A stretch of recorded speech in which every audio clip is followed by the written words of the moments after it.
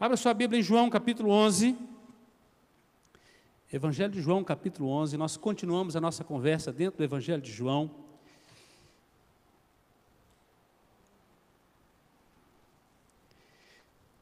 Evangelho de João capítulo 11.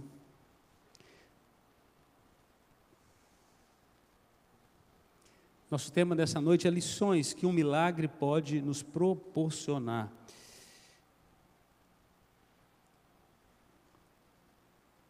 Uma história muito linda, e eu vou tentar ler um pouco rápido, mas você preste muita atenção, por favor, nos detalhes, para não perder nada. Diz assim o texto de João, capítulo 11, a partir do verso 1, diz assim: estava enfermo Lázaro, de Betânia, da aldeia de Maria e de sua irmã Marta. Esta Maria, cujo irmão Lázaro estava enfermo, era a mesma que ungiu com bálsamo o Senhor e lhe enxugou os pés com os seus cabelos. Mandaram, pois, as irmãs de Lázaro dizer a Jesus: Senhor, está enfermo aquele a quem amas. Ao receber a notícia, disse Jesus: esta enfermidade não é para a morte, e sim para a glória de Deus, a fim de que o Filho de Deus seja por ela glorificado. Ora, amava Jesus a Marta e a sua irmã e a Lázaro. Quando, pois, soube que Lázaro estava doente, ainda se demorou 2 dias no lugar onde estava. Depois disse aos seus discípulos: vamos outra vez para a Judeia. Disseram os discípulos: mestre, ainda agora os judeus procuravam apedrejar-te e voltas para lá? Respondeu Jesus: não são 12 as horas do dia? Se alguém andar de dia não tropeça, porque vê a luz deste mundo, mas se andar de noite tropeça, porque nele não há luz. Isso dizia e depois lhes acrescentou: nosso amigo Lázaro adormeceu, mas vou para despertá-lo. Disseram-lhe, pois, os discípulos: Senhor, se dorme, estará salvo. Jesus, porém, falava com respeito à morte de Lázaro, mas eles supunham que tivesse falado do repouso do sono. Então Jesus lhes disse claramente: Lázaro morreu, e por vossa causa me alegro de que lá não estivesse, para que possais crer, mas vamos ter com ele. Então Tomé, chamado Dídimo, disse aos condiscípulos: vamos também nós, para morrermos com ele. Quando chegando Jesus, encontrou Lázaro já sepultado, havia 4 dias. Ora, Betânia estava a cerca de 15 estádios, perto de Jerusalém. Muito dentre os judeus tinham vindo ter com Marta e Maria, para as consolar a respeito de seu irmão. Marta, quando soube que vinha Jesus, saiu ao seu encontro. Maria, porém, ficou sentada em casa. Disse, pois, Marta a Jesus: Senhor, se estiveras aqui, não teria morrido meu irmão, mas também sei que mesmo agora, tudo quando pedires a Deus, Deus tu concederá. Declarou-lhe Jesus: teu irmão há de ressurgir. Eu sei, replicou Marta, que ele há de ressurgir na ressurreição do último dia.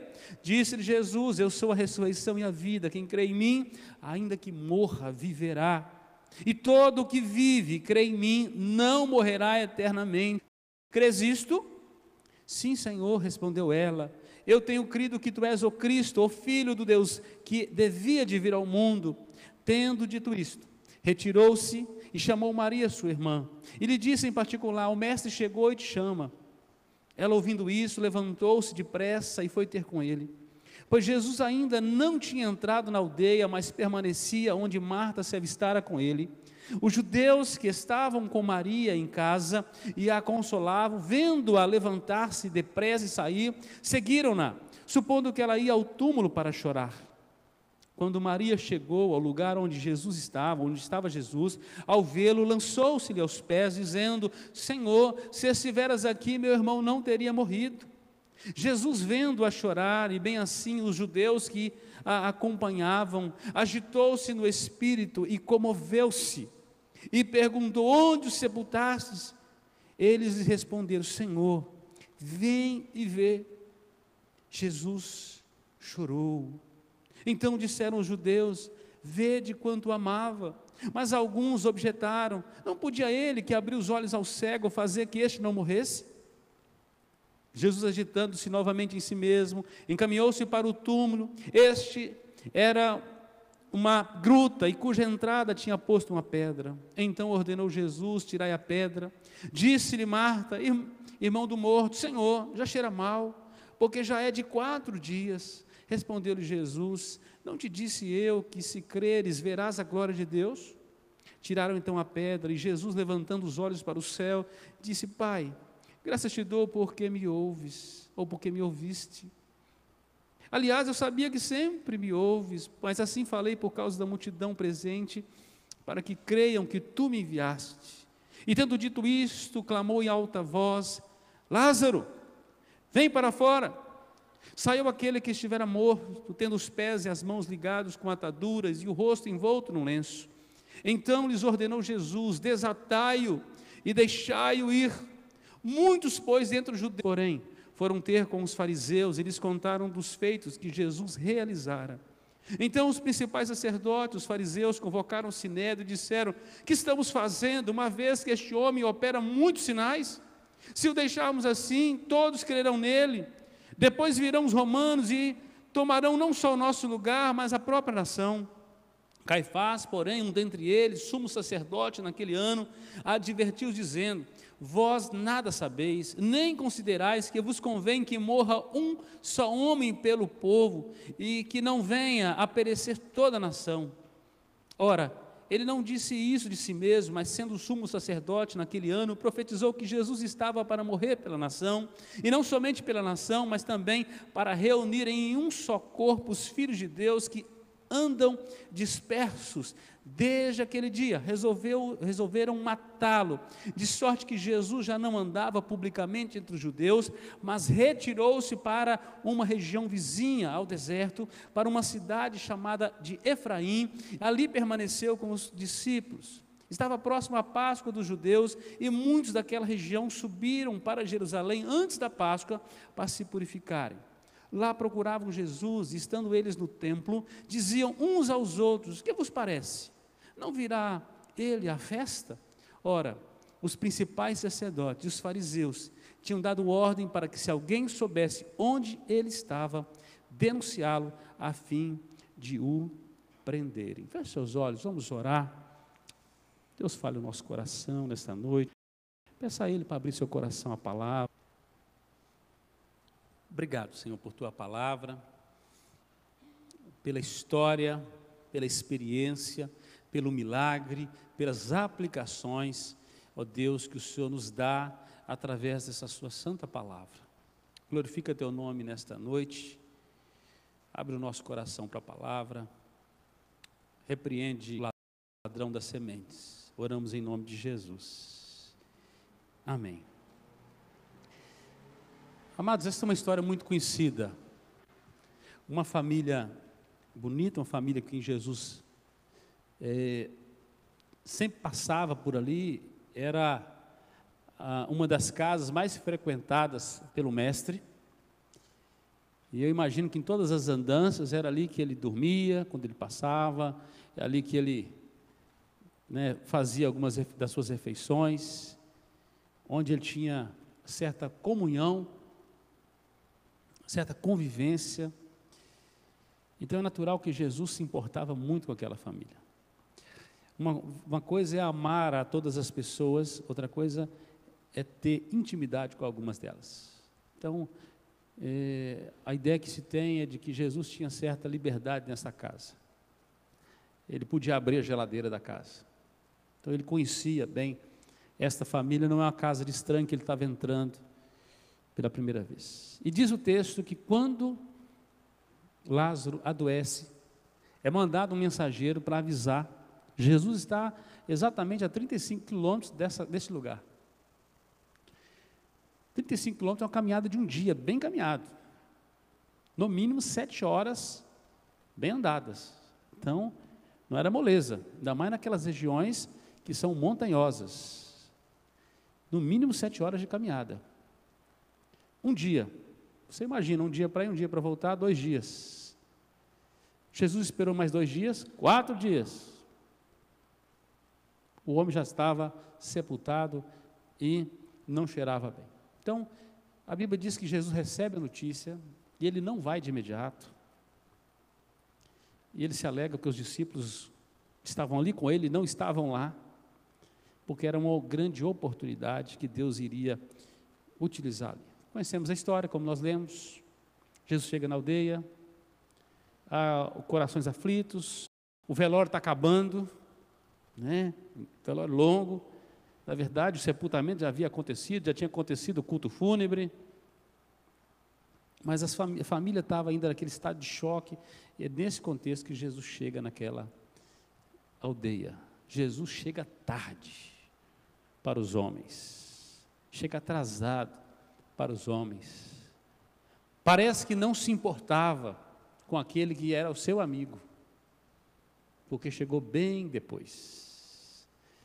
Mas ali Jesus opera um milagre, levanta aquele morto, e a partir daquele momento Jesus se prepara para a cruz. É o último grande milagre do Senhor Jesus.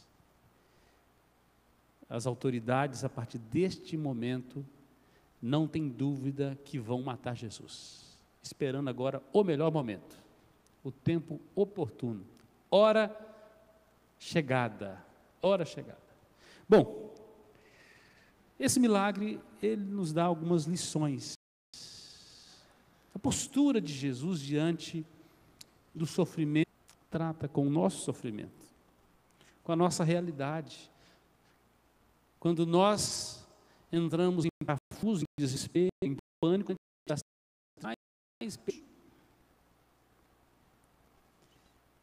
é natural que nós, dentro de uma esfera bem humanista e emergencial, nós queremos que as coisas aconteçam a toque de caixa. E nós temos uma perspectiva de que tem que ser agora. Todo mundo que chega no hospital diz que o caso dele é urgente. E o hospital precisa discernir entre urgente e entre importante o tempo todo, não é isso?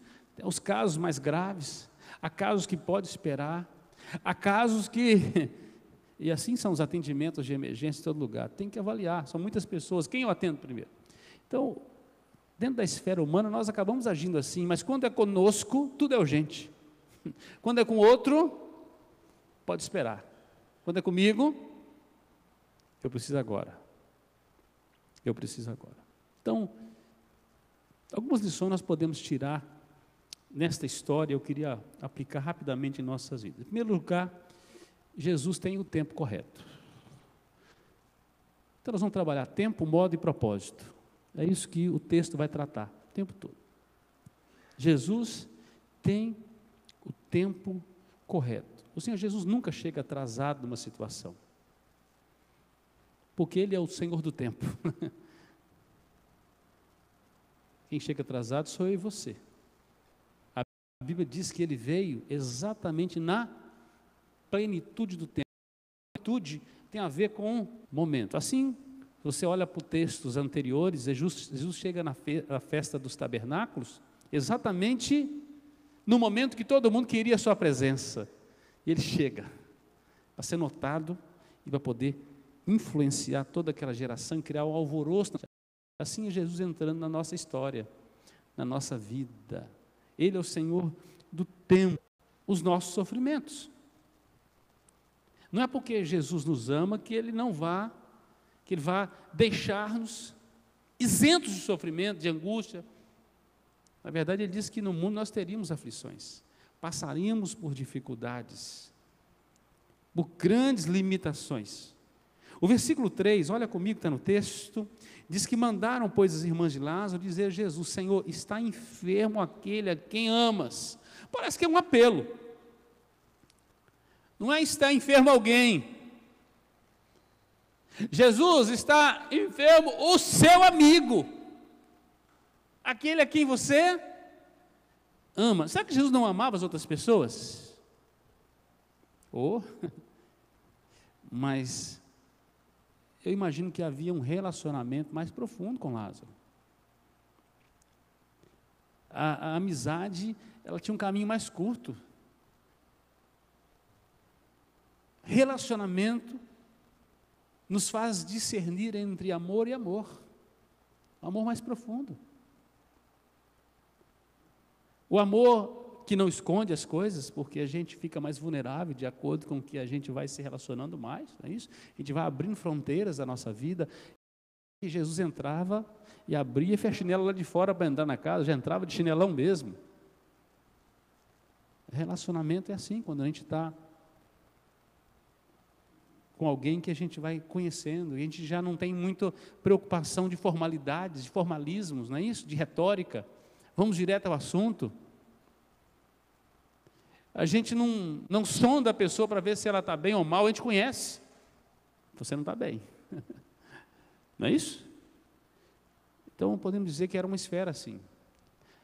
Há um apelo da família, olha, aquele que você ama muito, ele está doente. A ideia é de que Jesus deveria acelerar o seu tempo. Mas mesmo Jesus amando a Lázaro e a sua família, estamos fazendo a pergunta errada. Quando a situação difícil acontece dentro da nossa estrutura familiar, pergunta a Deus por quê? Não é isso? Por que agora, Senhor? Por que comigo? Por que com fulano? Por que com a minha família? Nós começamos a perguntar, Deus, por quê? Por quê? Por quê?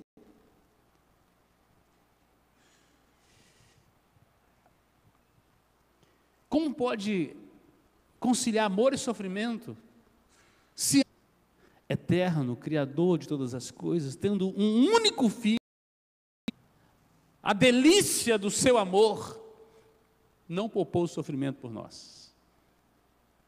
Por que pouparia Lázaro? Porque nos pouparia. Há uma pedagogia de Deus, a pergunta não é por quê. A pergunta é para quê, Senhor? As necessidades não podem acelerar a ação de Jesus. Não podem adulterar ou alterar a agenda do céu. Vira e mexe, alguém quer furar a nossa agenda, não é assim? Você tem os horários programados para as coisas. Aqui durante a semana eu dou atendimento no gabinete pastoral. E tem sempre alguém, mas eu precisava hoje falar com o senhor. E vira e mexe a gente tenta encaixar, mas a agenda vai inchando, não é isso? Para nós é tudo urgente, para o outro a gente deixa para depois. Para nós, urgência.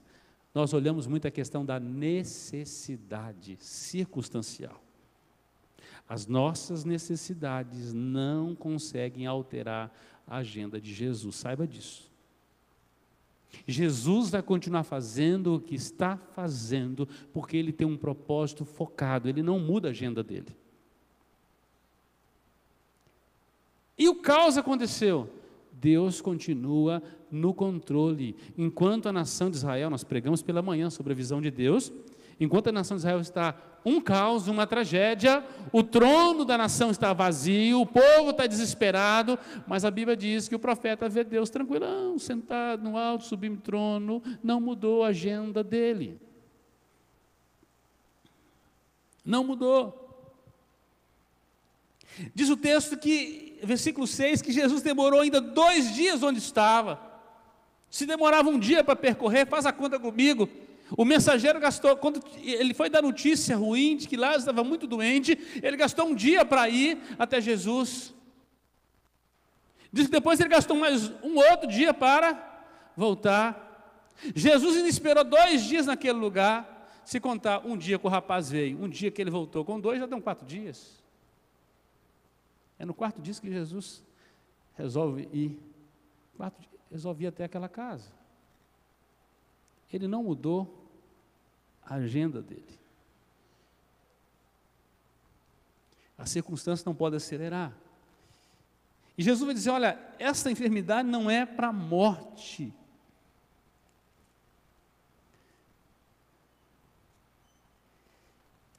É para a glória de Deus. Não é o porquê. É para quê? É para quê? Podemos dizer que a família não lidou apenas com o sofrimento da morte, mas com a demora também de Jesus. Até quando, Senhor? O salmista começa a dizer, até quando, Senhor? O Senhor não vai lembrar de mim, Senhor? Até quando o Senhor não vai julgar minha causa? Senhor, até quando, Senhor? Essa é a oração do salmista. Até quando, Senhor? Senhor, já está chegando aqui, já não estou dando conta mais. Até quando, Senhor? Vamos perdendo totalmente o nosso equilíbrio emocional. Vamos perdendo as rédeas, entendendo que controle algum há da situação. As circunstâncias saem do nosso controle. É aí que Deus quer agir. Ele age no tempo correto, não no nosso tempo. Amados, nós estamos tão preocupados com o relógio. Esse é o nosso tempo. É o Cronos. Mas Deus, Ele caminha na nossa história no Kairos, no tempo oportuno. O melhor do tempo. O melhor do tempo. O tempo onde Ele pode ser glorificado, o tempo onde Ele... E várias vezes o Senhor Jesus disse, olha, não é chegada ainda a minha hora. No capítulo 2, versículo 4, lá na história do casamento que acabou o vinho, Maria quer apressar a agenda de Jesus, ele disse, não é chegada a minha hora. Não é chegada a minha hora. Se você pegar o capítulo 7, vai falar sobre aquela entrada do Senhor Jesus naquela festa. Também, versículo 6 e versículo 8, ele vai dizer que o tempo ainda não chegou. E quando mais ninguém esperava, ele aparece na festa. Agora o tempo é chegado. A agenda dele é diferente da nossa. Sabe por quê? Porque Jesus não anda na nossa agenda, Ele anda na agenda do Pai. E a gente precisa aprender muito com Jesus sobre agenda, sobre vocação e sobre vontade. Ele não anda no nosso tempo, Ele anda no tempo de Deus, do Pai. Ele não anda na nossa agenda, Ele anda na agenda do Pai.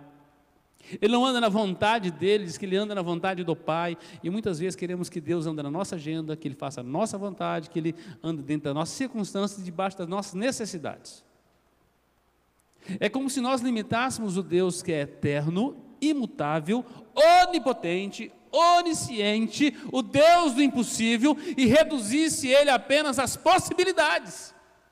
É esse Deus que nós queremos. E sabe o que nós fazemos? Fazemos um caminho inverso. Nós queremos ser deuses e queremos que Deus seja apenas homem. Nós queremos até reinar. Deus é Deus, nós somos homens. Quando o nosso limite chega, entramos numa segunda esfera, que é do tempo dele. Por isso que para ele um dia pode ser 1000. 1000 pode ser 1. O possível para o homem se torna impossível. O impossível para Deus se torna realizável. E diz a palavra de Deus que não haverá nenhum impossível em todas as suas promessas. Interessante o versículo que Jesus dá graças, dizendo, olha, estou feliz porque vocês não estão lá. Vocês estão aqui.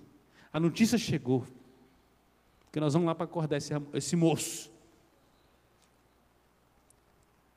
E o tempo da agenda do Pai vai cumprir na vida dele. Vocês vão crer. Era Jesus autenticando o seu poder. Então, primeiro, nós temos o tempo de Jesus, o tempo correto. Segundo, o modo de Jesus agir. Também não é do nosso jeito. Não é do nosso jeito. Olha só, verso 22 ao verso 25, preste atenção no texto. Melhor, do 21 em diante. Disse, pois, Marta a Jesus, Senhor, se estiveras aqui, não teria morrido meu irmão. Isso é colocar Jesus condicionado. Ele só opera se ele estiver presente. Preste atenção no texto. Sabe aquela condição assim, ó, se o pastor não for, não acontece o milagre? E você é sacerdócio de quê, irmão? O sacerdócio universal dos crentes foi rasgado? Deus não pode te usar? Deus não pode usar uma oração à distância? Mas nós gostamos da presença, né? Diz ela, se estivesse aqui não teria morrido. Quer dizer então, que longe morre, perto não morre. Então a distância é que limita o poder de Jesus? Olha o texto, continua, vê se ele te considerar. Declarou Jesus, teu irmão há de ressurgir. Eu sei, replicou Marta, que vai ressurgir na ressurreição no último dia. Disse-lhe Jesus, eu sou a ressurreição e a vida, quem crê em mim, ainda que morra, viverá. Uma das coisas que Jesus não está preso a barreiras nossas que nós temos de tempo. Para Marta é o seguinte, na questão do passado, ela crê que Jesus já fez. Olha, se o senhor estivesse, o senhor não deixava morrer.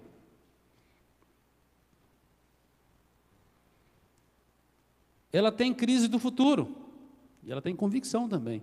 Diz ela, mas vai ressuscitar no último dia.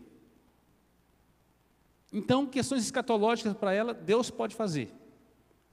No passado, Deus fez. A crise é, e hoje? O Deus que nós nos relacionamos, Ele é poderoso para fazer hoje? Ele é poderoso para operar na minha situação hoje? No meu casamento, nos meus filhos, na minha realidade? Amados, parece que a nossa teologia está errada. Nós usamos assim, olha, Deus fez. Ele é o Deus de Abraão, é o Deus de Isaac, é o Deus de Jacó, é o Deus da igreja invisível, os de hoje. Marta duvida daquele momento. É a crise entre a fé e a lógica. Fé em algo futuro, fé em algo passado, mas não tem fé que Deus poderia fazer aquilo. Ninguém ressuscitou dos mortos, a gente não conhece a história, nunca viu. Como é que pode? Às vezes nós não duvidamos do que Deus fez no passado. Cremos que Deus vai fazer no futuro, mas a nossa vida hoje está um bagaço. Nós não cremos que Deus pode mudar nossas circunstâncias hoje. O seu barquinho está afundando e você está precisando clamar, Senhor, me ajuda hoje, eu creio hoje. Amado, quais são as suas experiências com Jesus? A Bíblia anuncia que Jesus não é o grande Deus, eu era. Como é que ele se apresentou para Moisés? Oi? Eu sou. Ele disse a Moisés, eu era, te enviou. O eu serei te enviou, mas o eu sou te enviou. O eu sou. É o Deus do presente. É o Deus do relacionamento. É o Deus que faz possível os impossíveis. Se você for aí paginando todo o Evangelho de João, você vai encontrar as afirmações de Jesus. Ele vai dizer assim, olha, eu sou a água da vida. Eu sou, eu não era, eu não serei, eu sou a água da vida. Eu sou o pão do céu. Eu sou a luz do mundo. Eu sou a porta das ovelhas. Eu sou o bom pastor. Jesus não tem dúvida de quem Ele é. Eu sou a ressurreição e a vida. Versículo 25. Eu sou. Eu sou. Jesus está dizendo para Marta e para as Martas daqui hoje o seguinte: eu sou o mesmo antes, hoje, eu serei para sempre. O Deus que não mudou, continua assentado no trono, governando a nossa história. Ele vai dizer, eu sou o caminho, a verdade e a vida. E vai dizer, eu sou a videira verdadeira. Eu sou. Está entendendo o que Deus está dizendo para você hoje? Mas já cheira mal. Eu sei que a tua palavra diz que o Senhor vai fazer lá na frente. O Senhor vai ressuscitar mortos. E você que está morto, Ele não é poderoso para te levantar?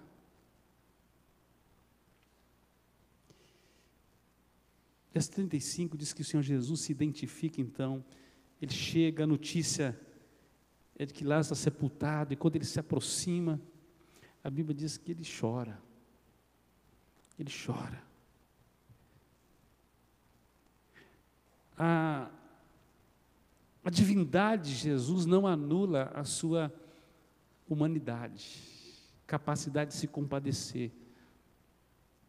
A falta de fé não reduz os sentimentos verdadeiros que Jesus tem por nós. Ainda que você duvide, Ele continue sendo Deus e se importando na sua causa, se envolvendo na sua causa. Olha que Deus maravilhoso. Ele sabe o que se passa no nosso coração e Ele se importa. Mas há algo interessante, que Jesus nos chama para participar. A soberania de Jesus não anula o nosso papel, a nossa responsabilidade. Verso 39, verso 40, em diante aí, diz o texto, vira a página aí. Então ordenou Jesus, tirar a pedra. Disse-lhe Marta, irmã do morto, Senhor, já cheira mal, porque já é de 4 dias. Respondeu Jesus, eu não te disse que se creres verás a glória de Deus? Tiraram então a pedra, e Jesus, levantando os olhos para o céu, disse, Pai, graças te dou, porque me ouviste. Aliás, eu sabia que sempre me ouves, mas assim falei por causa da multidão, para que creiam que tu me enviaste. E tendo dito isto, clamou em alta voz, Lázaro, vem para fora. Saiu aquele que estivera morto, tendo os pés e as mãos ligados, com ataduras, rosto envolto no lenço. Então lhes ordenou, desatai-o e deixai-o ir. Algumas questões. Primeiro, Jesus ordena, tirai a pedra. Tem coisas que nós temos que fazer. O passo de fé. Quem é que vai ter coragem de empurrar aquela pedra? Já cheira mal. A notícia do homem é que não tem jeito mais. A notícia da medicina diz assim, agora, só Deus, né?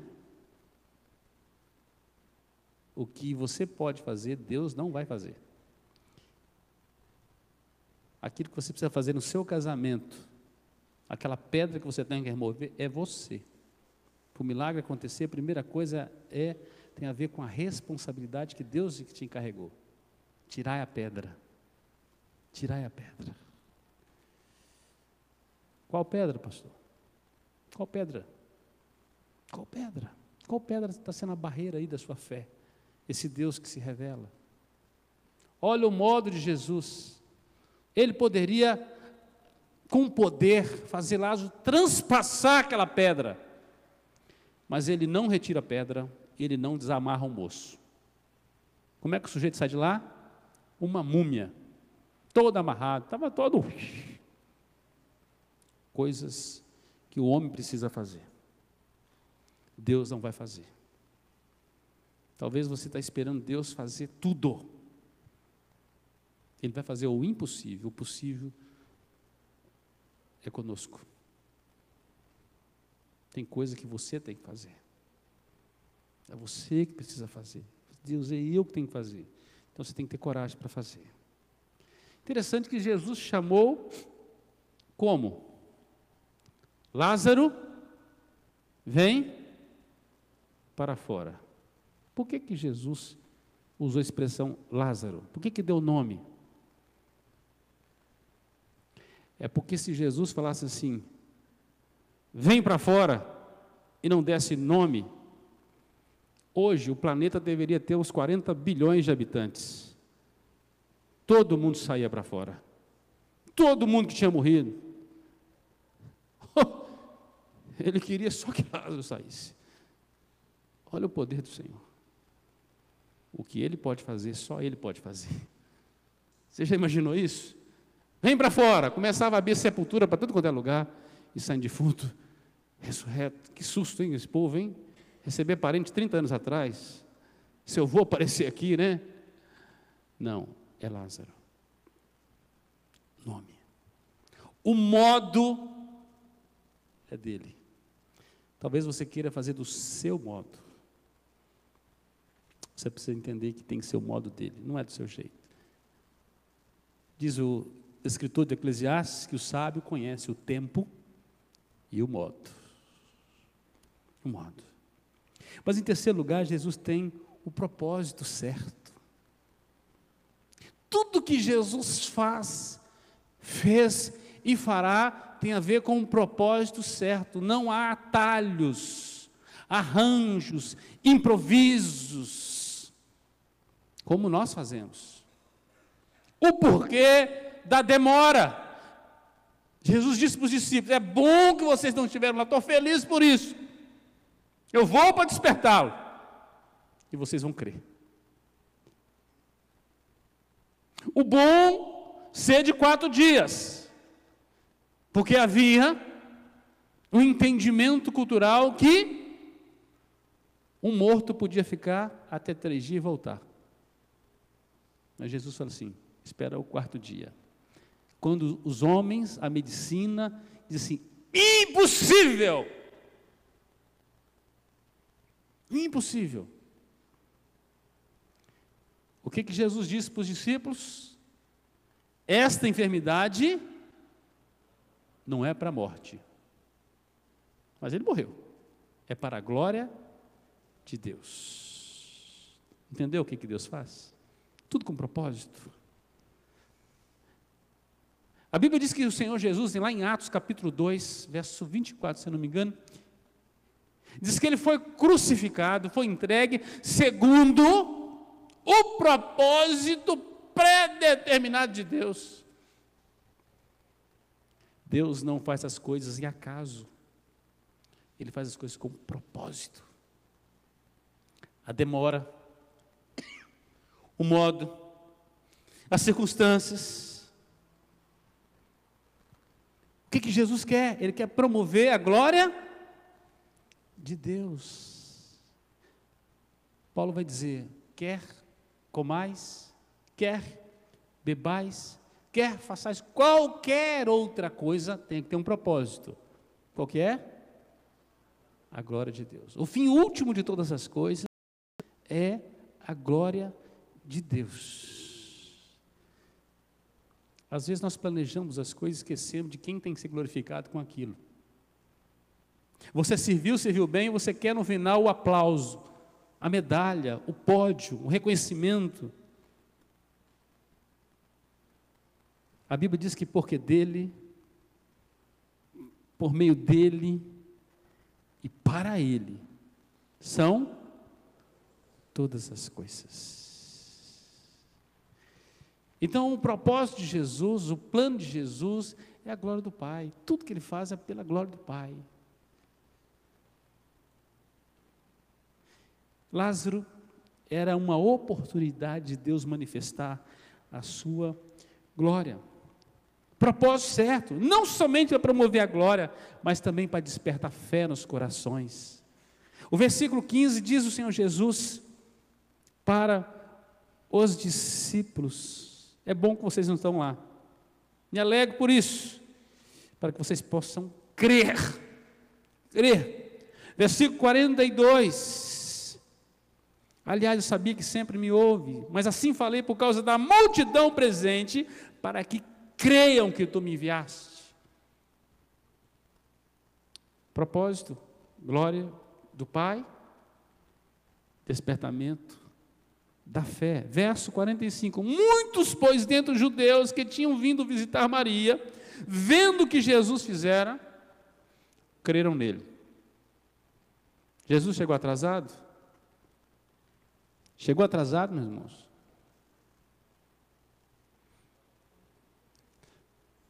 Talvez a sua situação já cheira mal, irmão. Mas se Jesus entrar e mandar você empurrar pedra, faça. Para promover a glória de Deus na sua vida. Aparentes fracassos na nossa vida, no nosso casamento, na nossa família, seja da enfermidade, seja problemas de relacionamento, problemas da empresa, muitas vezes é uma maneira míope de ver a vida, porque nós não percebemos o todo do Deus que trabalha. E começamos a perguntar para Deus, por quê? Por quê? Por quê? Por quê? Ele está dizendo assim, a pergunta está errada. É para quê? Eu me lembro de uma carta que o reverendo Caio Fábio recebeu de uma mãe que teve uma filha violentada, estuprada, uma situação difícil. Ela mandou a carta para ele na época, e essa carta era cheia de perguntas, dizia assim, onde estava Deus quando minha filha foi aliciada? Onde estava Deus quando ela foi violentada, ela foi estuprada, ela foi estrangulada, ela foi esquartejada, ela foi morta? Onde estava Deus? Onde estava Deus? Questionando o pastor, ele era uma influência nacional naquela época. E o Caio respondeu em poucas palavras, no mesmo lugar onde sempre esteve, assentado num alto e sublime trono. Tranquilo. Não tinha nenhum anjo desesperado correndo para lá e para cá, assentado, governando todas as circunstâncias, as quais Ele promoverá a sua glória. A sua glória.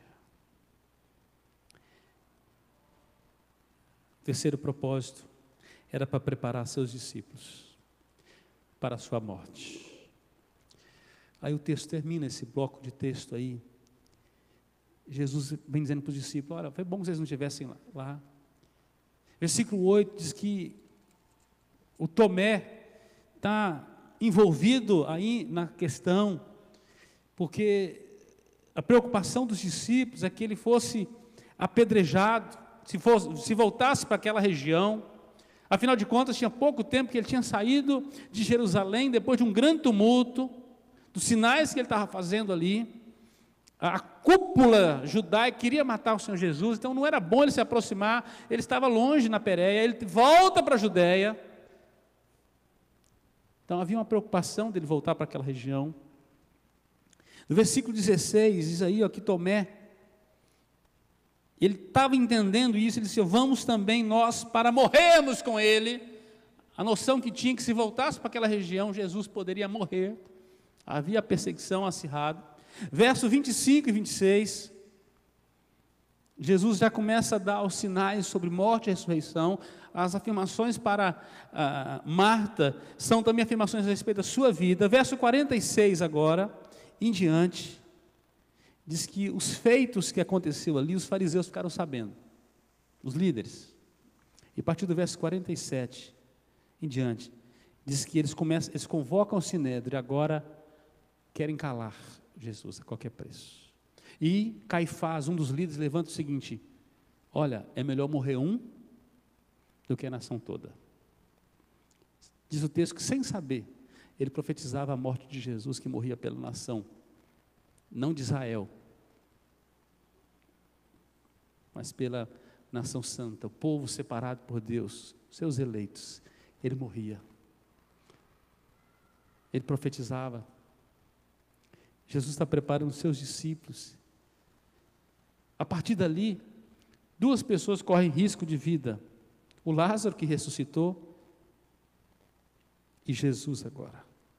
Aquele que era uma testemunha viva da ressurreição, do poder de Jesus, e aquele que operou esse grande sinal. A aparência de